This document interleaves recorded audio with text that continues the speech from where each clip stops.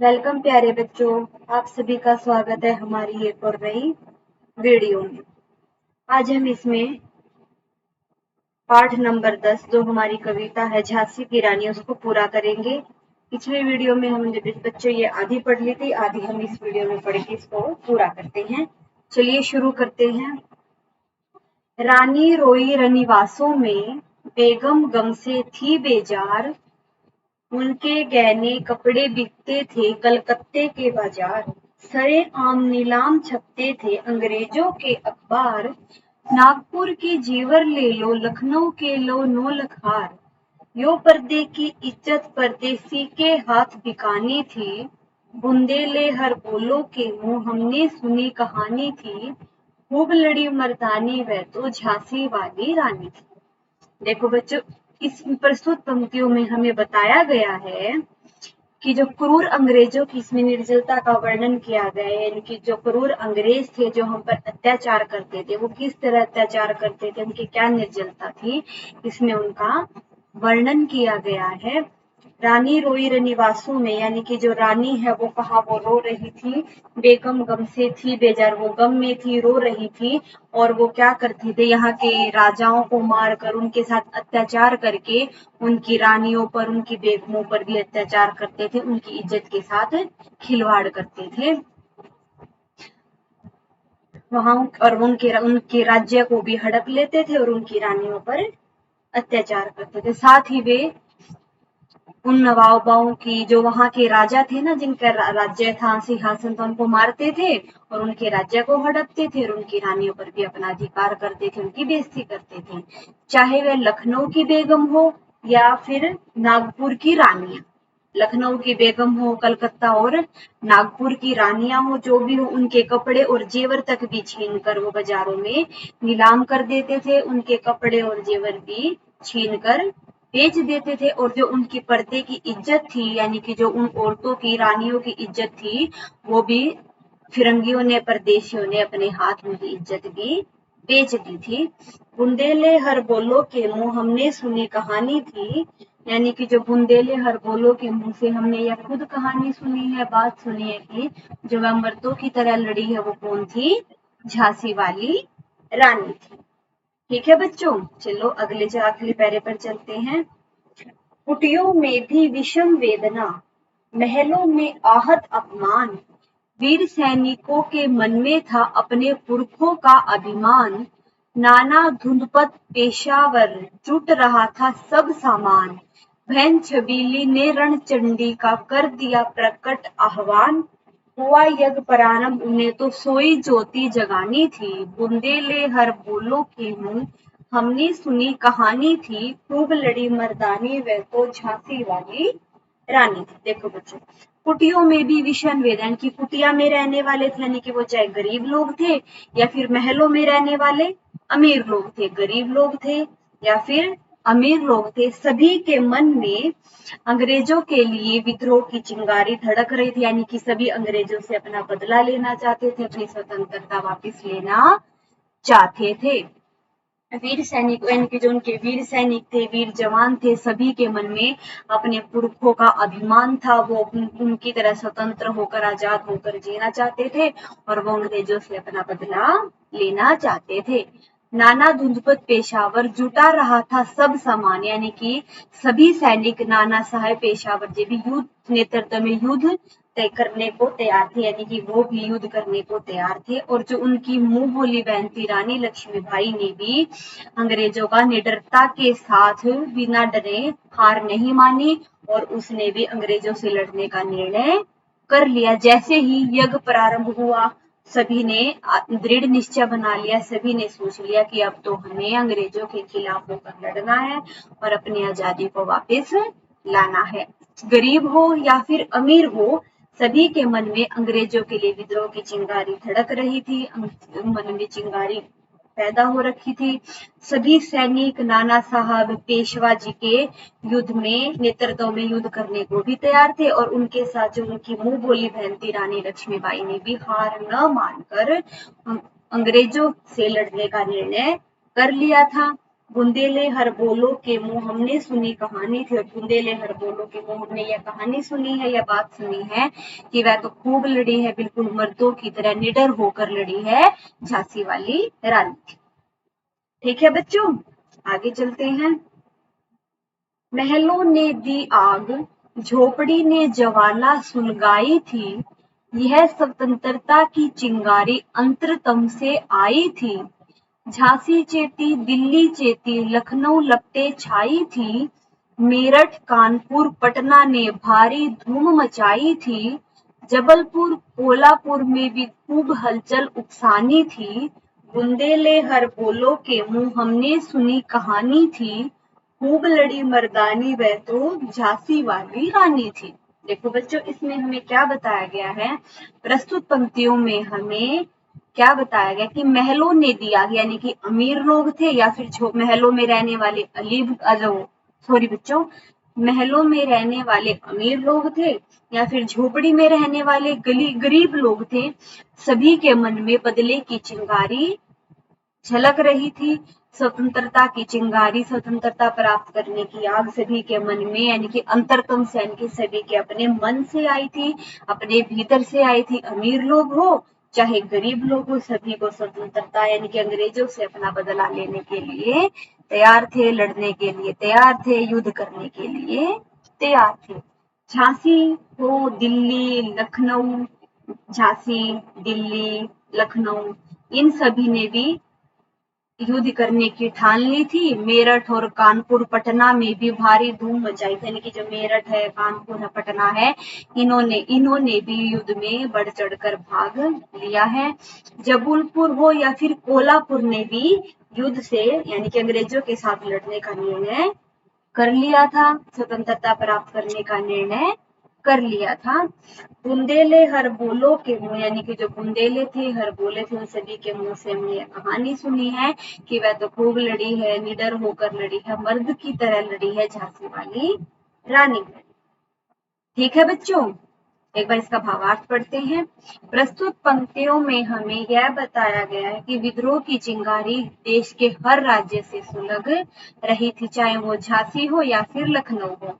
दिल्ली, मेरठ, कानपुर तथा पटना राज्यों के राजाओं ने भी अपना पूरा साथ दिया है। साथ ही साथ जबलपुर और कोल्हापुर जैसे बड़े शासकों ने भी 1857 की क्रांति में बढ़ चढ़कर हिस्सा लिया था। ठीक है बच्चों, अगले पैरे पर चलते हैं।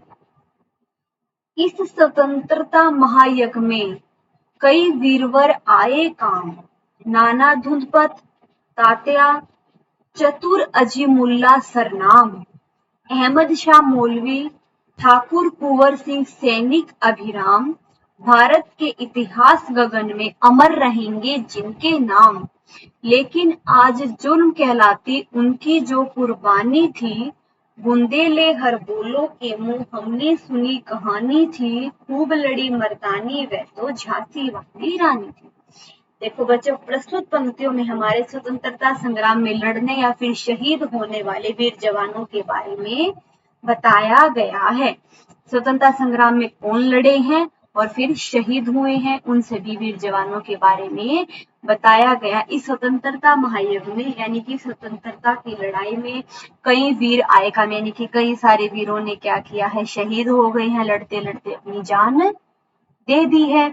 जैसे दाना धुंधपत राव है, तात्या है, चतुर अजीमुल्ला सरनाम है, और अहमद शाह मौलवी, ठाकुर कुंवर सिंह, इन सभी ने भारत के इतिहास गगन में अमर रहेंगे, यानी कि इन सभी ने अपने देश की लड़ाई के लिए, अपने देश की आजादी के लिए अपनी जान दे दी है, और ये भारत के इतिहास में इनका नाम हमेशा रहेगा, इनका नाम हमेशा अमर रहेगा। लेकिन आज जुर्म कहलाते, उन्होंने युद्ध में दुश्मनों से जमकर संघर्ष किया है, अपनी जान की भी परवाह न करते हुए आजादी की लड़ाई एकजुट होकर बिल्कुल वीर और साहसी की तरह लड़ी है। बुंदेले हर बोलो के मुंह, हमने यह कहानी सुनी है कि वह तो खूब लड़ी है, निडर होकर लड़ी है, साहस के साथ लड़ी है। कौन है वो? झांसी वाली रानी है। चलिए बच्चे, पर इसका भावार्थ पढ़ते हैं। प्रस्तुत पंक्तियों में हमारे स्वतंत्रता संग्राम में लड़ने और शहीद होने वाले कई बड़े वीरों का उल्लेख किया गया है। नाना धुंधपत, तात्या, चतुरजी मुल्ला सरनाम, अहमद शाह मौलवी, ठाकुर कुंवर सिंह तथा सैनिक अभिराम जैसे ऐसे ही वीर और साहसी क्रांतिकारी थे जिन्होंने युद्ध में दुश्मनों से जमकर संघर्ष किया है। ठीक है बच्चों, चलो अब आगे चलते हैं। इनकी गाथा छोड़ चले हम झांसी के मैदानों में, जहां खड़ी है लक्ष्मीबाई मर्द बनी मर्दानों में। लेफ्टिनेंट वरवोकर आ पहुंचा, आगे बढ़ा जवानों में। रानी ने तलवार खींच ली, हुआ दवंद आसमानों में। जख्मी होकर वोकर भागा, उसे अजब हैरानी थी। बुंदेले हर बोलों के मुंह हमने सुनी कहानी थी। खूब लड़ी मर्दानी, वह तो झांसी वाली रानी थी। देखो बच्चों, प्रस्तुत पंक्तियों में हमें झांसी की रानी के साहस भरी बातों के बारे में बताया गया कि वह अंग्रेजों से किस साहस से, किस दृढ़ निश्चय के साथ कैसे लड़ी है। इनकी गाथा छोड़, जैसे कि हमने बेटा ऊपर वीर बहादुरों का नाम सुना है ना, जो हमारे देश की आजादी के लिए शहीद हो गए थे, उनके बारे में छोड़े, यानी कि उनकी गाथा, उनकी बात को छोड़कर हम आगे चलते हैं, झांसी के मैदान में चलते हैं, उस झांसी के बारे में बात करते हैं जहां कौन खड़ी है, रानी लक्ष्मीबाई, बिल्कुल मर्दों में मर्द की तरह बिल्कुल साहस और निडर होकर लड़ने के लिए तैयार। उनकी गाथा छोड़, यानी कि इनके बारे में हम बात नहीं करते हैं। आगे चलते हैं, झांसी के मैदान की बात करते हैं, झांसी के बारे में बात करते हैं, जहां पर जो रानी लक्ष्मीबाई है वो खड़ी है और बिल्कुल मर्दों की तरह मर्दानी बनकर खड़ी है, बिल्कुल भी नहीं डरी हुई है। लेफ्टिनेंट वोकर आ पहुंचा, यानी कि अंग्रेजों की तरफ से लड़ने के लिए लेफ्टिनेंट वोकर वहां पर आ गया है और लड़ने के लिए आगे बढ़ा है। रानी ने भी पीछे नहीं हटी और वो भी उससे नहीं डरी, उसने भी अपनी तलवार खींच ली और उसके साथ निडर होकर और साहस के साथ युद्ध किया और लड़ते लड़ते उसको अपनी तलवारों से घायल कर दिया। वोकर क्या हो गया, जख्मी होकर वोकर भागा और वह बिल्कुल जख्मी हो गया, बिल्कुल उसकी हालत खराब हो गई, वह जख्मी होकर वहां से भाग गया और उसकी ऐसे तलवारों के वारों को देखकर और उसके साहसों को देखकर उसे बहुत हैरानी हुई थी। वह बिल्कुल हैरान हो गया था कि कोई औरत मर्दों की तरह से साहस के साथ लड़ सकती है। बुंदेले हर बोलो के मुंह, हमने यह कहानी सुनी है, वह तो खूब लड़ी है, निडर होकर साहस के साथ लड़ी है। कौन लड़ी है, झांसी वाली रानी लड़ी। ठीक है बच्चों, चलिए इसका भावार्थ पढ़ते हैं। प्रस्तुत पंक्तियों में इन सभी वीरों के अलावा वीरांगना रानी लक्ष्मीबाई की वीरता का परिचय है। झांसी में हुए युद्ध में जब लेफ्टिनेंट वोकर अंग्रेजों की तरफ से युद्ध करने आए थे, तो उनसे लड़ने के लिए जब झांसी की रानी बिल्कुल अकेली ही काफी थी, उन्होंने दोनों हाथों में तलवार लेकर रणचंडी की तरफ होकर पर प्रहार किया और उसे पूरी तरह जख्मी कर दिया और रानी के इस शौर्य बल से वह बहुत ही अचंभित रह गया। ठीक है बच्चों, चलिए अब आगे चलते हैं। रानी बड़ी कालपी आई, कर 100 मील निरंतर पार। घोड़ा थककर गिरा भूमि पर, गया स्वर्ग तत्काल सिधार। यमुना तट पर अंग्रेजों ने फिर खाई रानी से हार। विजयी रानी आगे चल दी, किया ग्वालियर पर अधिकार। अंग्रेजों के मित्र सिंधिया ने छोड़ी राजधानी थी। बुंदेले हर बोलो के मुंह, हमने सुनी कहानी थी। खूब लड़ी मर्दानी, वह तो झांसी वाली रानी थी।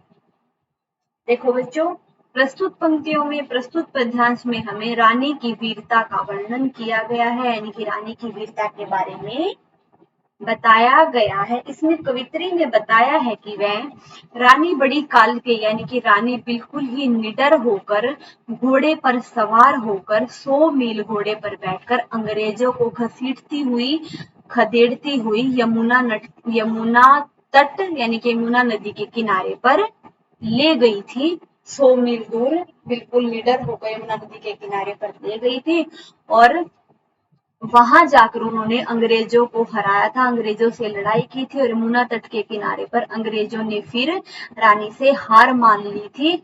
और वहीं पर जो उनका रानी का घोड़ा था वह बिल्कुल थक कर जमीन पर गिर पड़ा, क्योंकि उनका घोड़ा बिल्कुल क्या था, नया नया था और वह बिल्कुल थक गया।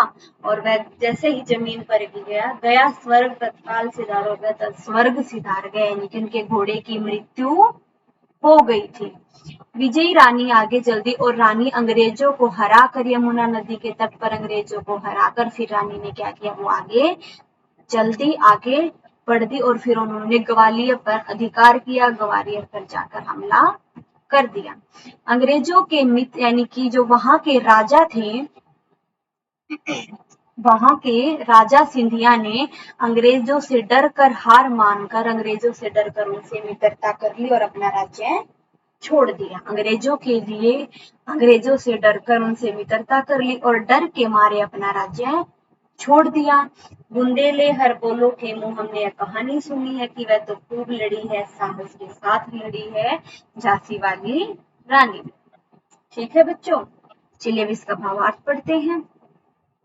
प्रस्तुत पंक्तियों में रानी की वीरता का अद्भुत वर्णन किया गया है।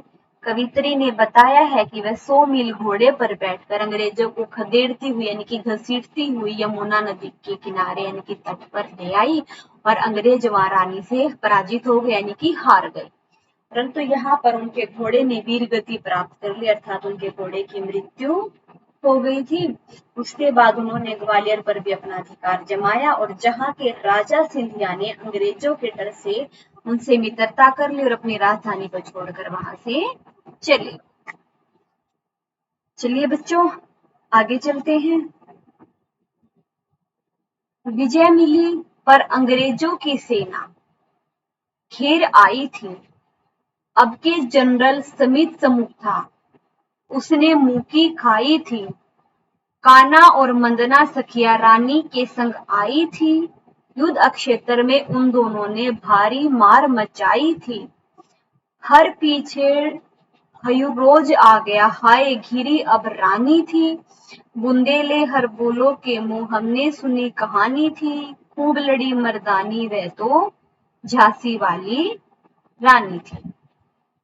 देखो बच्चों, प्रस्तुत पंक्तियों में हमें क्या बताया है कि विजय मिली पर अंग्रेजों ने फिर सेना यानी कि रानी तो पहले क्या हुआ था, जीत गई थी, उसे विजय मिल गई थी, लेकिन पर अंग्रेजों ने फिर से सेना घिरा यानी अंग्रेजों की सेना फिर से लड़ने के लिए आ गई थी।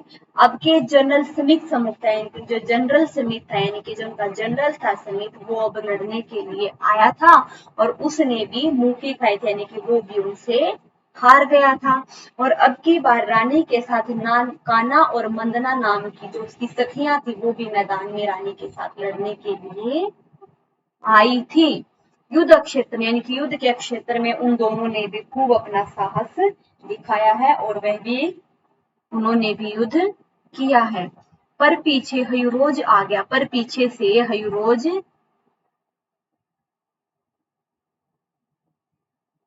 पर पीछे से जनरल हयूज, उनके जनरल हयूज थे, उन्होंने आकर पीछे से रानी पर हमला कर दिया यानी कि रानी पीछे से रानी को घेर लिया। अब रानी उनके चंगुल में फंस गई थी यानी कि उनके उसमें आ गई थी, रानी को घेर लिया था।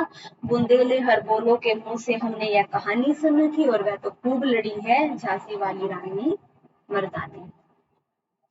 अब इसका भावार्थ पढ़ते हैं। प्रस्तुत पंक्तियों में हमें यह बताया गया है कि जनरल स्मिथ ने सेना की कमान संभाल ली थी। रानी लक्ष्मीबाई का साथ देने के लिए उनकी 2 सहेलियां कान्हा और मंदना युद्ध मैदान में उतर गई थी। इन तीनों ने अपनी वीरता और साहस के दम पर कई अंग्रेज सैनिकों की लाशें बिछा दी थी, परंतु पीछे से जनरल हयूरोज ने आकर रानी को घेर लिया था और यही रानी उनके चंगुल में यानी कि उनके शिकंजे में फंस गई थी। ठीक है बच्चों, आगे चलते हैं। तो भी रानी मार काट कर चलती बनी सैन्य के पार, किंतु सामने नाला आया था वह संकट विषम अपार। घोड़ा अड़ा नया घोड़ा था, इतने में आ गए सवार। रानी एक शत्रु बहुतेरे होने लगे वार पर वार। घायल होकर गिरी सिंहनी, उसे वीर गति पानी थी। बुंदेले हर बोलो के मुंह, हमने सुनी कहानी थी। खूब लड़ी मर्दानी, वह तो झांसी वाली रानी थी। देखो बच्चों, प्रस्तुत पंक्तियों में हमें रानी जैसे तैसे करके दुश्मनों से बच गई, बाहर निकल गई, पर अचानक वह कैसे फंसी, उन सभी बातों के बारे में हमें बताया गया है। चलिए जानने की कोशिश करते हैं। तो भी रानी, जैसे ही राजा हैरोज ने उन्हें, जनरल हैरोज उन्होंने पीछे से घेर लिया था और उनके शिकंजे में फंस गई थी, तो भी रानी मार काट कर, यानी कि उनसे जैसे तैसे बचकर दुश्मनों के बीच से बाहर निकल गई थी और वहां से निकलकर भाग गई थी। लेकिन किंतु अचानक सामने से एक चौड़ा नाला आ गया था और वह उसमें संकट में फंस गई थी, क्योंकि उसका घोड़ा बिल्कुल नया था और वह उनको कूदना नहीं आया और वह घोड़ा वहां पर अड़ गया। वह घोड़ा आगे नहीं बढ़ सका और इतने में पीछे से उनके जो सवार थे, यानी कि उनके दुश्मन थे, आ गए। अब रानी तो एक थी, लेकिन उसके जो शत्रु थे, वो दुश्मन थे, वो बहुत थे और वार पर वार करने लगे। और जब एक रानी थी और दुश्मन सारे इतने थे, वो एक बेचारी रानी इतने सारे दुश्मनों से कैसे लड़ती, और वह घायल होकर, यानी कि जख्मी होकर, जो हमारी शेरनी थी, वह बिल्कुल जमीन पर गिर पड़ी और यानी कि उसकी वीर गति हो गई, यानी कि रानी की मृत्यु हो गई। बुंदेले हर बोलो के मुंह, हमने सुनी कहानी थी। खूब लड़ी मर्दानी, वह तो, यानी कि जो बुंदेले हर बोलो के मुंह से हमने यह कहानी सुनी है कि वह तो बिल्कुल झांसी वाली रानी खूब थी, मर्दानी थी, बिल्कुल निडर होकर लड़ी थी। चलिए बच्चों, भावार्थ जानते हैं। प्रस्तुत पंक्तियों में बताया गया है कि रानी जैसे तैसे बचते हुए दुश्मनों के बीच से निकलकर बाहर आ गई थी, लेकिन अचानक उनके सामने एक चौड़ा नाला आ गया था। उनका घोड़ा नया होने के कारण उसे पार नहीं कर पाया और वहीं पर अड़ गया। बस यही शत्रुओं ने मौका देखकर अकेली रानी पर कई बार प्रहार किए और झांसी की रानी ने यही अपनी अंतिम सांस तक लड़ते हुए वीर गति प्राप्त की। ठीक है बच्चों, आगे चलते हैं। रानी गई सिधार चिता, अब उसकी दिव्य सवारी थी। मिला तेज से तेज, तेज की वह सच्ची अधिकारी थी। अभी उम्र कुल 23 की थी, मनुज नहीं अवतारी थी। हमको जीवित करने आई बस स्वतंत्रता नारी थी। दिखा गई पथ, सिखा गई हमको जो सीख सिखानी थी। बुंदेले हर बोलो के मुंह, हमने सुनी कहानी थी। खूब लड़ी मर्दानी, वह तो झांसी वाली रानी। ठीक है, चलिए बच्चे जानते हैं। रानी गई सिधार, यानी कि अब उसने, रानी ने अपनी अंतिम सांसों तक लड़ते लड़ते, यानी कि उसने अपने प्राण गवा दिए थे, यानी कि रानी की मृत्यु हो गई थी। मिला तेज से तेज, तेज की वह सच्ची अधिकारी थी, यानी कि देखो बच्चों, अब परलोक सिधार चुकी थी, पर उनके चेहरे पर सूरज जैसी चमक अभी भी छाई हुई थी, यानी कि उसके चेहरे पर बिल्कुल ही वैसा ही तेज था जैसे कि सूरज चमक रहा हो। लेकिन अब उनकी उम्र तो केवल 23 ही साल की थी, इतनी ज्यादा उम्र नहीं हुई थी। वह तो सिर्फ हम सभी के मन में, हम सभी को आजाद करवाने, यानी कि स्वतंत्रता के बारे में सिखाने ही आई थी और हमें अपनी सही राह, सही पथ दिखा गई है और हमें तरीके से जीना सिखा गई है। बुंदेले हर बोलो के मुंह से तो हमने यही कहानी सुनी है कि वह तो खूब लड़ी है, साहस के साथ लड़ी है, झांसी वाली रानी थी। चलिए बच्चों, इसका भावार्थ पढ़ते हैं। प्रस्तुत पंक्तियों में रानी की दिव्यता का वर्णन किया गया है। रानी अब परलोक सिधार चुकी है, यानी कि रानी की मृत्यु हो चुकी है, परंतु उनके चेहरे पर सूरज जैसी चमक अभी भी छाई हुई है। उनकी उम्र केवल 23 साल थी। इतनी सी छोटी सी उम्र में वह अवतार नारी की तरह आकर हम सब देशवासियों को जीवन का सही मार्ग दिखा गई है। क्रांति की चिंगारी का बीज सही मायनों में उन्होंने ही देशवासियों के मन में बोया। ठीक है बच्चों, आगे चलते हैं। जाओ रानी याद करेंगे ये कृतज्ञ भारतवासी, यह तेरा बलिदान जगावेगा स्वतंत्रता अविनाशी। होवे चुप इतिहास, लगे सच्चाई जो चाहे फांसी। जो मदवाती विजय मिटा दे गोलों से चाहे हंसी, तेरा स्मारक तू ही होगी, तू खुद अमिट निशानी थी। बुंदेले हर बोलो के मुंह हमने सुनी कहानी थी, खूब लड़ी मर्दानी वह तो झांसी वाली रानी थी। देखो बच्चे, इस पंक्तियों में हमें क्या बताया है कि रानी का जो यह बलिदान है, सभी देशवासी हमेशा जाओ रानी, यानी कि जाओ रानी, रानी तुम तो चली गई हो, लेकिन जो तुम्हारा ये बलिदान था, जो तुमने हमें ये सब सिखाया, वो हम सब देशवासी हमेशा याद रखेंगे। जो तुमने स्वतंत्रता के लिए, देश की आजादी के लिए, जो तुमने अपने बलिदानों का, अपने प्राणों का बलिदान दे दिया है, वो हम देशवासी सब याद करेंगे।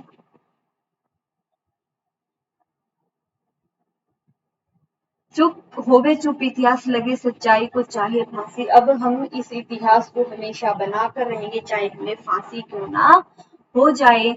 जो मदमाती विजय, यानी कि फिर भी हम अपनी तोपों के गोलों से झांसी को ही मिटा दे, लेकिन झांसी की, चाहे अब हमारे झांसी को कोई विजय रखे या फिर तोपों के गोलों से झांसी को भले ही क्यों ना मिटा दे, तेरा स्मारक, लेकिन जो तुमने हमारे लिए बलिदान दिया है, जो तुमने हमारे लिए किया है, यही सब हमारे लिए हमेशा, हम इसको अपने मन में बसा कर रखेंगे। तू हमेशा हमारे लिए बिल्कुल एक अमिट निशानी, यानी कि न मिटने वाली निशानी है। बुंदेले हर बोलो के मुंह हमने यह कहानी सुनी कि वह झांसी वाली खूब लड़ी है, मर्दों की तरह साहस के साथ लड़ी। चलिए बच्चे, इसका भावार्थ जानते हैं। प्रस्तुत पंक्तियों में कवित्री कहती है कि जो रानी का यह बलिदान सभी देशवासी हमेशा याद करेंगे, चाहे दुश्मन अपनी वीरता का परचम लहरा रहा हो या फिर अपनी तोप के गोलों से झांसी को भी मिटा दे, लेकिन झांसी की रानी जो लक्ष्मीबाई है, वो हमारे मन में हमेशा बसी रहेगी। चाहे उनका कोई स्मारक न बने, लेकिन वो वीरता और साहस का एक उदाहरण बनकर हमारे इतिहास में हमेशा हमेशा के लिए अमर रहेगी। ठीक है बच्चों, यहीं पे हमारा ये पाठ समाप्त होता है। अगली वीडियो में हम इनके प्रश्न उत्तरों को करने वाले हैं। उम्मीद करती हूँ सभी बच्चों को ये कविता समझ में आई होगी। अगर किसी बच्चे को कोई भी दिक्कत है तो वो मुझे कमेंट करके बता सकता है। आज की वीडियो के लिए इतना ही। अगली वीडियो में हम इसके प्रश्न उत्तरों को करेंगे। धन्यवाद। आपका दिन मंगलमय हो।